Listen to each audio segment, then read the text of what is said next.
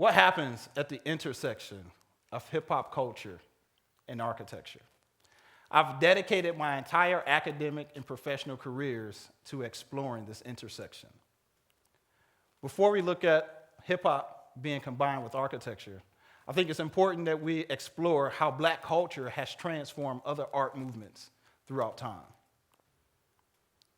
I call this before and after hip-hop. Here's the Eames chair before hip-hop. Here's the Eames chair after hip-hop. Here's Mona Lisa before hip-hop. And here's Mona Lisa after hip-hop, where an artist took hip-hop artists and painted them in the same light and medium as Mona Lisa. Here's NBA shorts before hip-hop, which is nothing but a mistake waiting to happen. And here's basketball shorts after hip-hop. Here's headphones before hip-hop. And we made those headphones into beats. Here's a record player before hip-hop, which we turned into an industry. Here's Timberland boots before hip-hop, a boot that is worn by contractors, people on construction sites who needed to protect their toes. And here's boots after hip-hop. I don't even need to change the image. Timberland boots became so synonymous with hip-hop, it was a fashion statement for our feet, and to have dirty Timbs was blasphemy. The moment we got a scuff or any piece of dirt, the Timberlands were no longer usable. And that's just on the surface about how black culture is transformative. Let's take a second to think a little deeper. Pablo Picasso and Swiss architect Le Corbusier were heavily influenced by Black culture. They called themselves Negrophiliacs, which was their way of describing their infatuation with Black culture. I'm sure many of you have heard of Jay-Z's Black Album, but how many of you have heard of Pablo Picasso's Black period?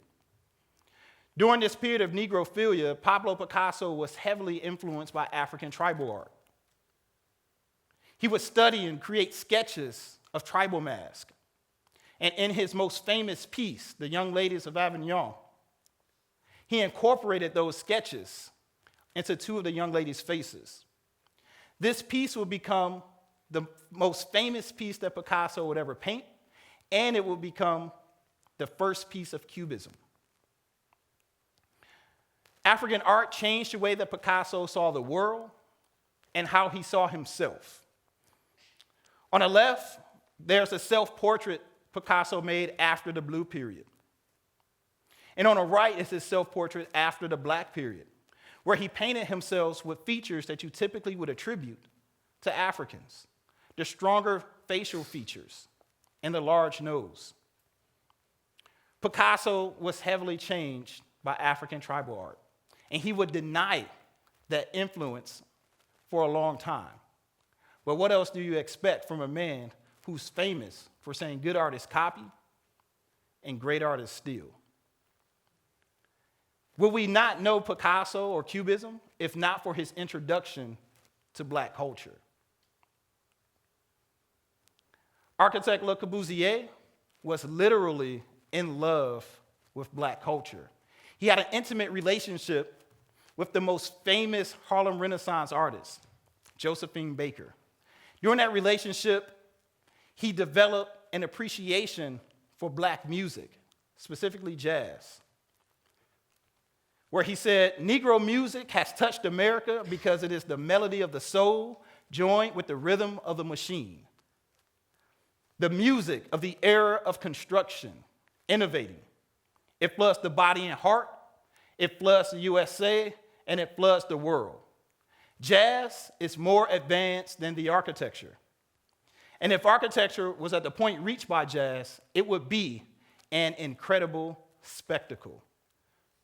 Corbusier noticed that jazz artists can come together without a plan and create something that had never been heard before because they have mastered the tools of their craft, which allowed them to come together in harmony in such a spontaneous way and create beautiful music. He wondered if architects would ever master our tools that allow people to come together and create architecture that had never been seen before. He would go on to coin the term Art Deco, which is an art and architecture movement that was heavily influenced by the Harlem Renaissance. Would we not know Art Deco if not for Corbusier's introduction to Black culture? If Corbusier could fantasize about this merger of Black music and architecture, and Pablo Picasso can transcend all the artists that were around him at that time by incorporating African tribal art, why can't we, constituents of hip-hop culture, Black people, bring our culture into new arenas to create something that is totally new and unseen before? And that's what hip-hop architecture is. Hip-hop architecture is a critique of modernism. It's a critique of the style of architecture that birthed the culture. Le Corbusier had a plan. He had a plan to liberate the working class citizens of Paris. And in his book, The City of Tomorrow and Its Planning, Corbusier described the new modern town planning initiative that would transcend everything that was out at the time. He wanted to liberate the working class by providing them with, amongst other things, these 5 items I'm going to highlight. He wanted to provide translucent prisms of glass.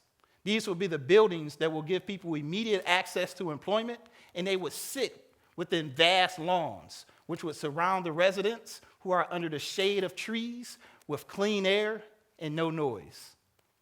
His scheme would go on to be deemed Towers in a Park. It's nothing but utopia, the perfect world. Paris was unsure of the social implications of this architecture and programming. What will the social implications be upon the inhabitants of the spaces? And because of that, his plan was heavily criticized, preventing it from ever being anything more than an idea for Paris. But there came a man who would use his plan, Robert Moses. Robert Moses was a builder in New York. And as he was building the Cross Bronx Expressway, he would look to Le Corbusier's plan to not displace residents who were in the way of his construction. But I call his implementation of Corbusier's plan the worst remix or sample in history. During the construction of the Cross Bronx Expressway, he did not use any of the elements or amenities that Corbusier deemed necessary for such an architecture to be successful. Those translucent prisms of glass and vast lawns will become concrete jungles. The prisms of glass will become monotonous brick towers. This typology will become the typology that defined low-income housing across the nation. 1520 Cedric Avenue is officially recognized by New York as the birthplace of hip-hop. 1520 Cedric Avenue was built at the suggestion of Robert Moses, and it's based on Le Corbusier's plan that he created for the center of Paris. Now, this is officially recognized as the birthplace of hip-hop, but if you talk to any hip-hoppers, you can have an interesting conversation about whether that's true or not. Hip-hop architecture brings design accountability. Le Corbusier was a great architect, but his architecture disproportionately affected people of color. Hip-hop brings accountability to Corbusier. I often call him the forefather of hip-hop culture. Now, don't get it twisted. This is not a compliment. It's a criticism. It tells us that his architecture is beyond bricks and mortar, and that his architecture is the incubator of culture. And it allows us to define the processes, the planning, the policies that made the hood what it is, and stop people from using the cultural behaviors of people of color to describe why the hood exists. I call hip-hop postmodern. Hip-hop is modernism's post-occupancy report. Hip-hop was born from modernism. It lived in modernism. And if anybody is going to give a post-occupancy report, it's going to be hip hop.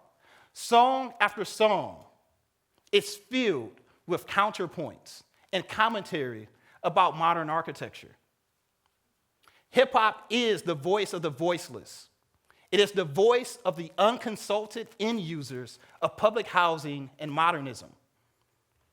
And if we can listen to the music, we can understand just how unsuccessful this architecture was, and we can understand the injustices that are faced by people of color who live in communities based on modernism. Remember those 5 points I brought up earlier, such as the translucent prisms of glass and the vast lawns. Snoop Dogg in his song Life in a Project said, "Ain't no trees, the grass ain't green. And when I say it's all bad, you know what I mean." Grandmaster Flash took it a step further. No prisms of glass here. He said, "Broken glass everywhere. People pissing on the stairs, they just don't care. Can't take the smell, can't take the noise, got no money to move out, I guess I got no choice. Rats in the front room, roaches in the back, junkies in the alley with a baseball bat. I tried to get away, but I couldn't get far, because a man with a tow truck repossessed my car." And what he's talking about here, again, is that architecture is beyond bricks and mortar. Architecture has an effect on the people who inhabit it. He will go on in that chorus, the chorus of the most famous hip-hop song ever created. He will go on to say, "Don't push me, 'cause I'm close to the edge. I'm trying not to lose my head." It's like a jungle sometimes, and make me wonder how I keep from going under. And what he's talking about here is the psyche, the psychological impact that this architecture was having. And this chorus is in harmony with a critique of Corbusier's plan that he received in Paris back in the 1920s. This criticism said, "Poor creatures, what will they become in the midst of all this dreadful speed, this organization, this terrible uniformity?" They were talking about the inhabitants of that architecture. What will happen? Said, "Here's enough to discuss one forever with standardization and to make one long for disorder. I deem this criticism a prediction of hip-hop culture almost 50 years before hip-hop culture was born in the Bronx." And if you look at lyrics, you can also see how psychology played a part in creating the hood. Shock G said, "I'm in a rage." Oh yeah? Why is that, G? "Because other races, they say we act like rats in a cage. I tried to argue, but check it every night in the news. We proved them suckers right, and I got the blues." What was he talking about when he said, "They say we act like rats in a cage"? He was talking about sociologist J.B. Calhoun, who studied rats and mice in concentrations of high density with controlled resources. He would put these rats in towers, and he noticed that the rats changed drastically. He said that they were no longer rats because of how much they changed. And people started to parallel his subjects to humans and said that if we continue to develop cities in the manner in which we're doing it, violence is an inevitable part of the inhabitants of these towers.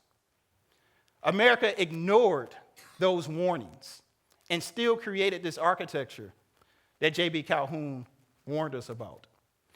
So it's no surprise that you get songs such as this from Wu-Tang featuring Streetwise. Street Chronicle, wise words by the abominable, high honorable, rap quotable, phenomenal. Seniority kid, I speak for the minority. Ghetto poverty, fuck the housing authority. This is what's starting to happen in hip hop and rap lyrics. They're noticing that the environment is having an effect.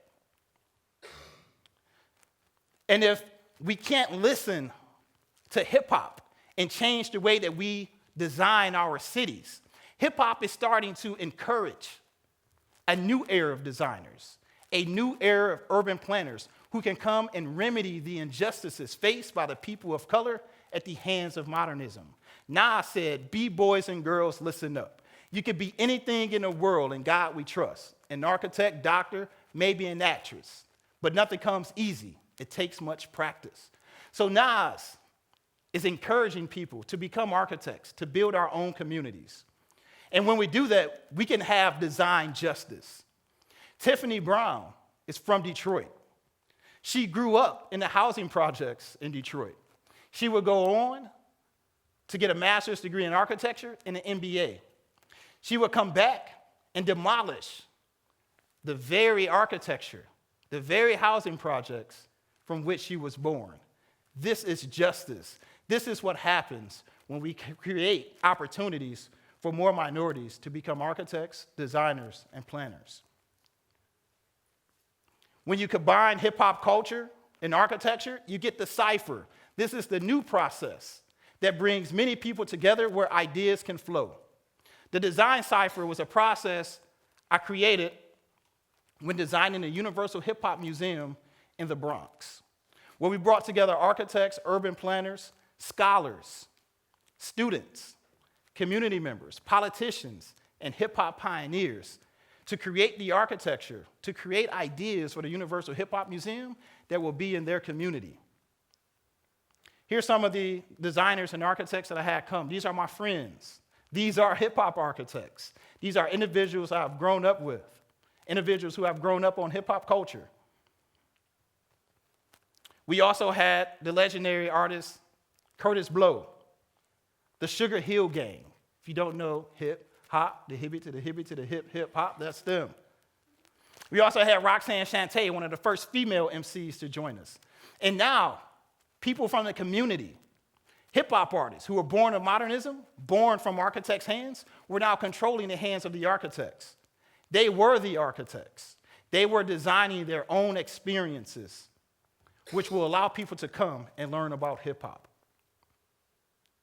We joined with a sponsor, Autodesk Tinkercad, who came and provided a training for the hip-hop artists and community members, allowing them to not only write down words and draw sketches, but create their own 3D models and print them out by the end of the third day. They were holding their architecture in their hand. My goal as I go around delivering this message to colleges and universities is to combat the low number, which is 3%.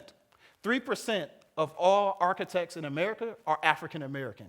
It is my hope that this narrative will provide the catalyst needed to increase that number. And I will create an army of hip-hop architects who will look to remedy the injustices faced by people of color at the hands of modernism. Thank you.